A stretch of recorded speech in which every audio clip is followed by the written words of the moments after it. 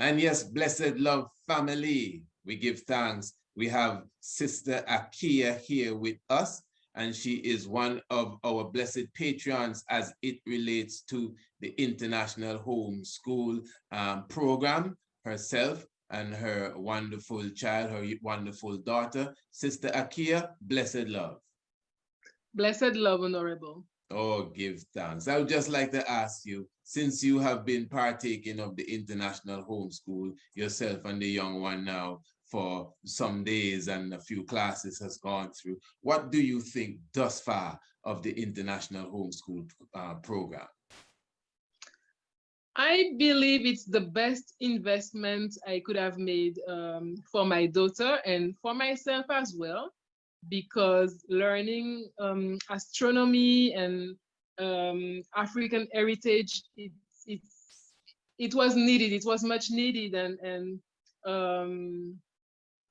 the classes are very, very rich. So it takes us some time to actually learn everything. And when we watch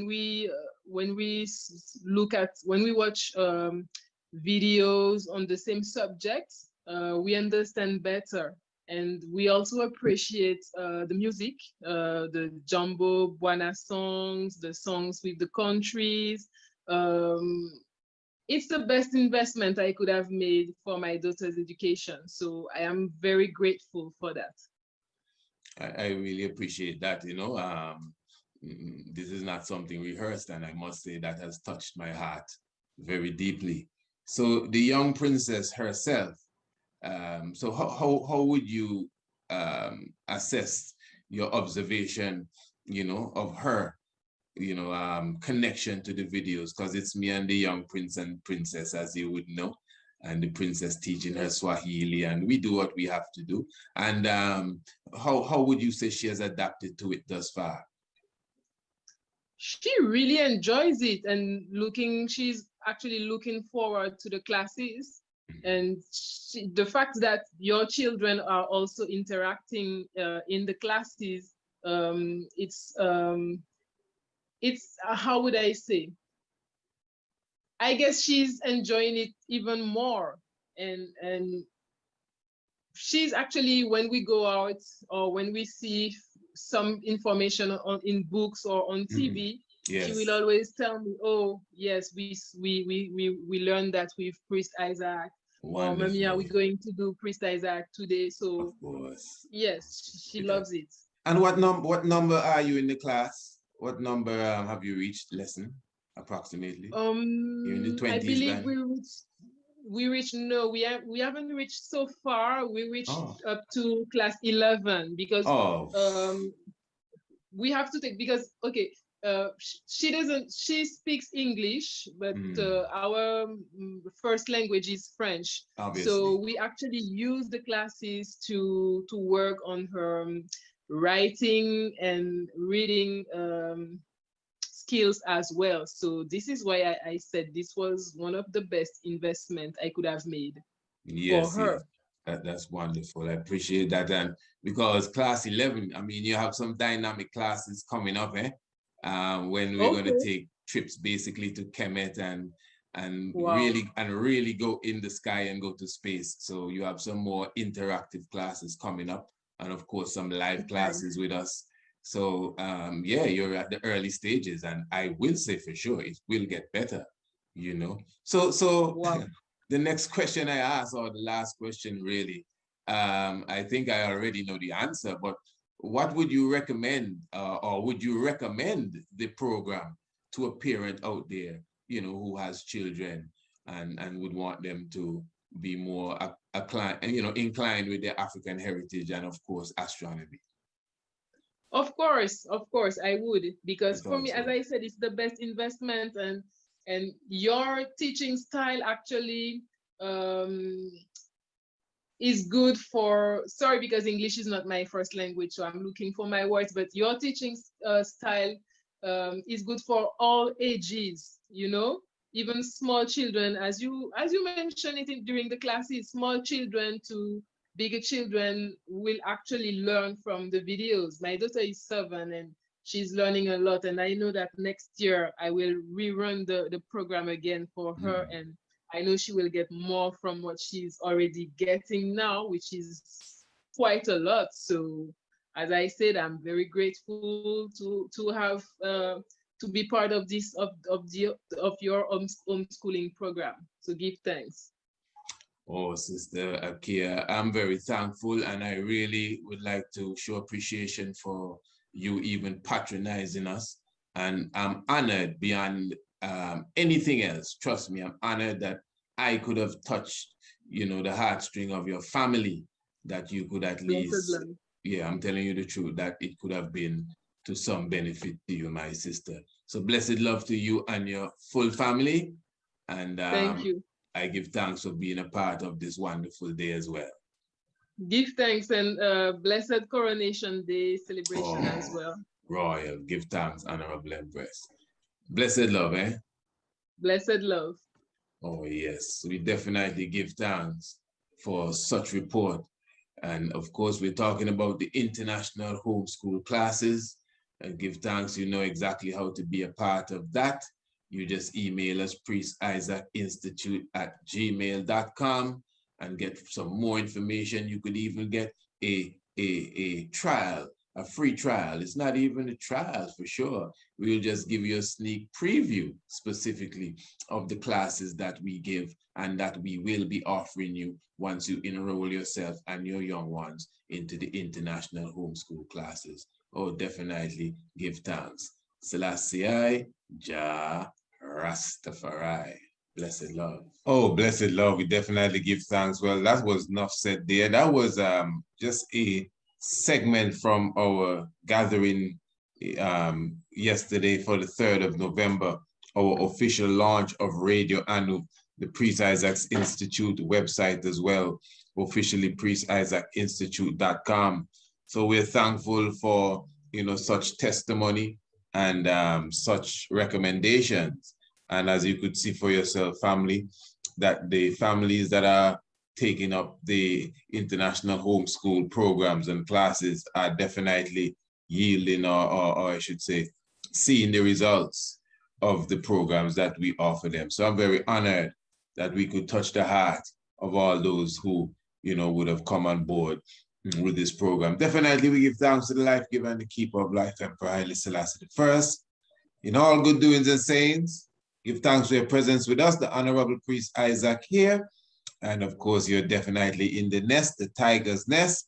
And what I want to touch upon this evening is a very interesting discussion. Now, King James.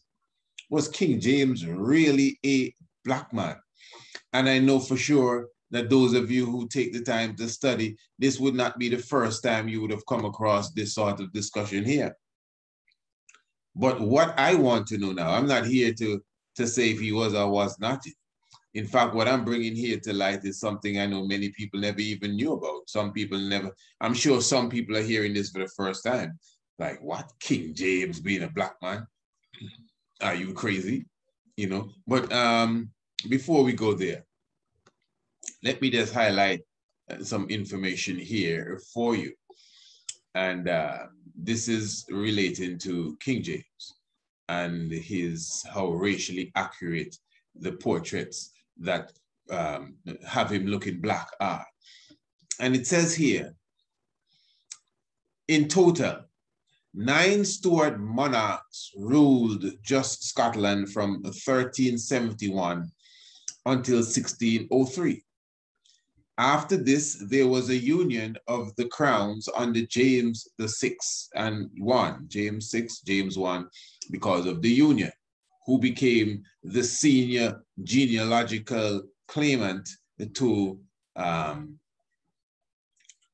all the holdings of the extinct House of Tudor. Thus, there were 6 Stuart monarchs who ruled both England and Scotland, as well as Ireland, although the Stuart era was interrupted by the interregnum, I think that's how it's pronounced. That was the period between Charles I and Charles II, the death of one and the coming to the other as being the king. And this lasted from 1649 to 1660 as a result of the English Civil War. Additionally, at the foundation of the Kingdom of Great Britain, after the Acts of Union, which politically united England and Scotland, the first monarch was Anne of Great Britain. After her death, all the holdings passed to the House of Hanover under the terms of the Act of Settlement in 1701, just giving you a bit of history there. But the point is now that the King James that we know about, the same King James that it is that commissioned the Bible, is said to be a black man. Many ones do say this, especially those of some level of the Hebrew Israelite faith, for example, ones that are pushing the American descendants of slavery agenda. They speak a lot of not only King James being black, but a lot of the British monarchy and royalty and nobility being black. But for sure, we just did a lecture, and let me remind you that that lecture is available, family, The Divine Black. Those of you who were there, you know, it was a wonderful presentation, and we were showing you the black presence, not in Europe alone, but the black presence in civilization in general. So we were highlighting to you all the black saints. We were showing you of the black kings of Rome. We were showing you of the black popes. We were showing you about the black queens of England. We were showing you of the blacks who brought Tai Chi and Kung Fu and Karate to the Orientals, of course, the Olmec. And we were just showing you in general where you have civilization today, Sumer, wherever, where you have civilization today. It is the Africans who were the foundation of it.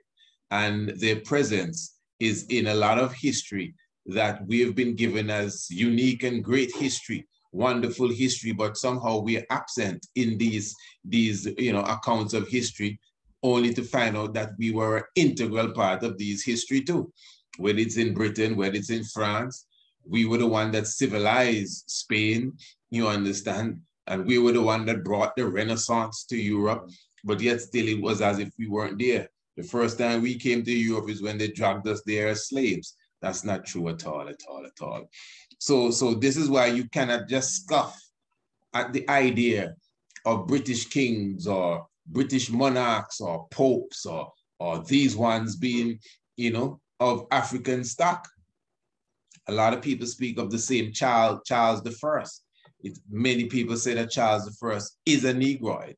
The same thing with the Edwards, Edward the Black Prince, as he's called, and Edward III. These are the ones that actually founded the order of chivalry known as the Knights of the Garter, the founder of it, and of course the Prince of Wales, Edward III, and Edward the Black Prince being the head of the Knights of the Garter, because of course being the Prince of Wales, and of course the other Edward being the King of England. You understand that they're considered to be of black stock or black nobility, So when you look into this, even Henry VIII, they have baby pictures of Henry VIII, specifically have him looking like a young little black boy. And many people consider that Henry VIII specifically must have been of African stock. Now remember, Henry VIII, let me get this straight, Princess. Henry VIII is the son of Victoria. How Henry VIII? Henry VIII is the son of Elizabeth of York. Elizabeth of York. Of the White Rose. Of the White Rose. Mm-hmm. And Henry of the Lancastrian side. Okay, all right. You hear all of that, family. I can't repeat everything. That is my scholar here, the Honorable Princess Acacia Menon, one of the chief researcher in of course, my research team, obviously. All right, so all these people she just said Henry came from, but yet still, this is a picture of Henry VIII, as a child. And it is said that he was of African stock too, just looking at his hair, may look like a little girl, but that's how the British monarchs used to dress their young boys like little girls. Up to now, I think I've seen pictures with Charles and Harry and them fellas with the little dress on. I don't know why they do that, but they just make them look like little, even in the US, a lot of those old the presidents, you see their pictures as little children. They just make them look like little girls. They have on dress and they hair like girls. I don't know what kind of culture that is, but most people of that stock and nobility, when you see the pictures as children, they look like little girls and they're boys. Yeah. But anyway, so what I'm showing you here is something, at least it may be thought-provoking, at least thought-provoking, something to look into. But what I always ask myself now, okay, even if Brother James was really a brother, and, you know, the two here on the side were carbon copy, and this is the real James in the center. All right. But so how are we to take now? And this is the question I'm putting to the family. If King James is really black, let's not think about all the other people that they say was black and who was black and all of that. We understand that. We understand that, because anybody that's of any nobility, they try to make them white. We know the science, even down to mythological characters. We showed you already that the Greeks, God Zeus and so are originally black. So we understand. But my question is not fighting about who black and who wasn't black. My question is, if King James was really of an African ancestry then, does that in any way change the history that we know of King James? Does that say to us that, okay, well, King James is really one of us, and the history that was given to him was tainted or marred in some way? Let me show you what I mean. The King James Version of the Bible is considered to be the Bible for the slaves. I don't know, that's what history shows, even though the slaves couldn't read it at first. Is that the same, that King James that commissioned that? Is it the black King James that we are supposed to believe in? I'm sure you've heard that before the Bible, King James had a book called Demonology, something of the sorts, a blend of, you know, witchcraft and spells and some funny vibes. You know, is that, and some of us look at that and try to compare it to his version of the Bible to show you, well, look what he was into before he went into the holy book. So this is to show you what he's into, spells, and because we know the Bible full of spells too, the Bible full of spells and the different frequencies that it can carry. Yeah, man, you could do things with the Bible. You know that, man, read Psalms and do all sorts of things. So the question is now, you know, after writing demonology and then going into the Holy Bible, is it a similarity in the spirit world? And is it the same black King James that did that as well? You understand? The stance that he took as it relates to slavery. King James is a supporter of slavery. Is it the same black King James that we know or that we are taught of now? Is it the same as the white King James that history has showed us? This is what I'm saying. Because then tomorrow somebody might tell you Columbus black to you. I mean, I'm just saying. So if Columbus become black, is it the same Columbus that we know as being white? And I'm not trying to mock it, but you have to understand that King James family, I'm not mocking the theology or the theory here, but you have to understand that King James doesn't really have a nice place when it comes to the history of the black man, especially those of us who are conscious and we awaken to the truth. So even if he is black, I am asking in all humility, are we to take a second look? That's what I'm asking. I'm not making mockery of it. Are we to take a second look? Remember, we don't know everything. You know, we never come here pretending like, yeah, well, we have all the answer. This is an interesting debate, you know, something that I would like to look into more. You know, I've definitely done my studies, not because you've read 10 books mean you must come to a conclusion. I just want to know, especially from those who may know more of the subject than me. So King James is black and not white. Does that mean that we need to take a look again at the history of King James? Because the history of King James is a white man history of King James. Even if you never saw a picture and you heard about King James, you would never believe that was a black man. Just because of what he is said to have done. write himself in the Bible to James and Mary and Elizabeth and all of that. Who you say his mother was? King James. Oh no, you didn't. It wasn't King James we were talking about. We were talking about Henry VIII. Yes. But James' mother's name is Mary. And I think her sister is Elizabeth too. But the point is, but the Mary and the Elizabeth stuff, the Bible, remember Christ's mother's name is Mary. And her sister name is Elizabeth. And you have James and John and the whole crew, everything right there. You understand? So the science, even the Bibles, I have a Bible here, it doesn't have the cover anymore. But at the front of the Bible, it refers to King James as the Most High and Almighty King James. It says so right in the Bible. I know some of you have seen that. So I'm just putting all of these things together. You know, mention was made of Shakespeare in one of these things we were reading.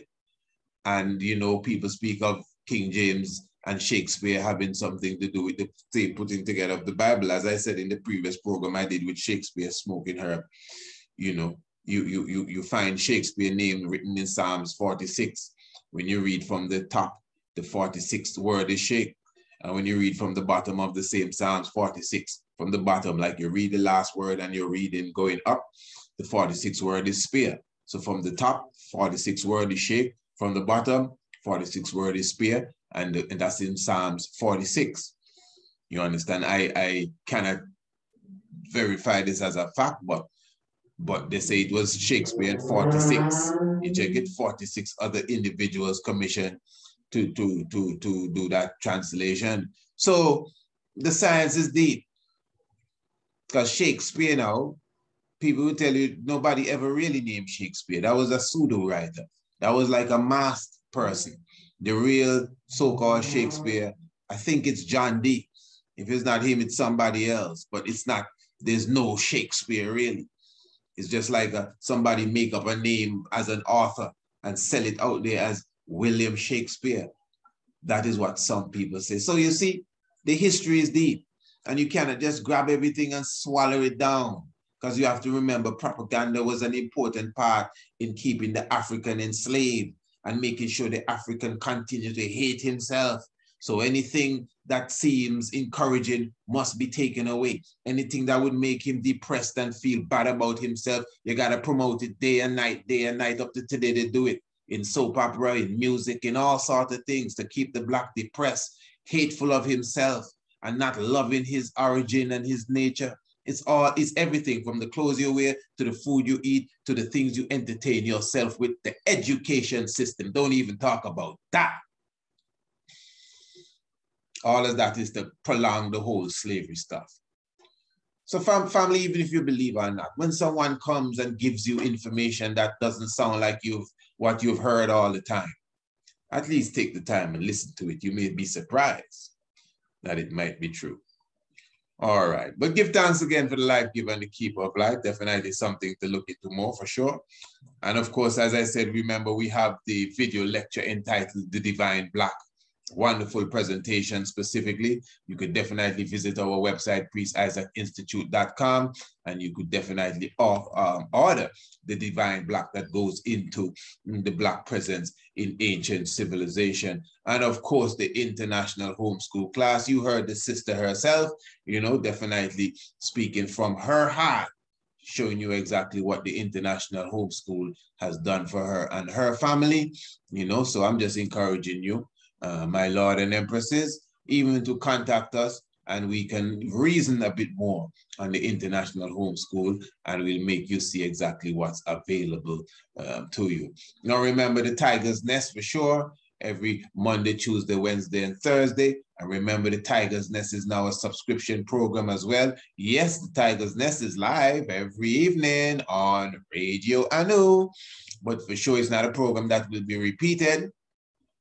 So if you missed the program or you just want to have it in your archives, you can subscribe and become a monthly subscriber. Eh? You can become a monthly subscriber, just like how we did with the Shock of the Hour, and the Tiger's Nest program will come to your inbox in your email every single day after the program is done.